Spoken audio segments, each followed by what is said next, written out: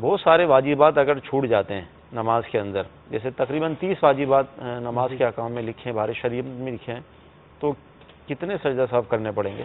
مثال کے طور پہ وطر پڑھ رہا ہے، ہاں، وطر پڑھتے ہوئے قعدہ اولا واجب تھا، وہ بھی رہ گیا، وہ بھی رہ گیا۔ تیسری رکعت میں کھڑا ہو گیا، تیسری رکعت میں سورہ فاتحہ پڑھی، سورت پڑھی، رکوع میں چلا گیا، دعائے قنوت نہیں پڑھی، وہ بھی اب دعائے قنوت پڑھنا یہ بھی واجب تھا، اور دعائے قنوت کے لیے اللہ اکبر کہنا یہ بھی واجب تھا۔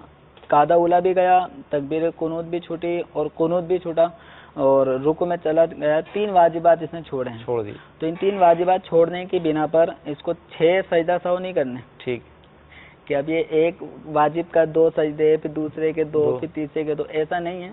شریعت مطہرہ نے 10 یوں اگر واجبات کسی نے بالفرض چھوڑ دیے ہیں بھولے سے، تو ان کے لیے 2 ہی سجدے یہ بھی سہو آسانی، کے یہ کافی، یہ بھی آسانی ہے، رحمت ہے۔ بس وہ سلام پھیرے آخر رکعت میں، تحیات پڑھنے کے بعد سیدھی طرف سلام پھیرے، اور اس کے بعد 2 سجدے کر لے۔ یہ 2 سجدے بالفرض 10 واجبات بھی اگر چھوٹے ہیں تو ان سب کے لیے کفایت کریں۔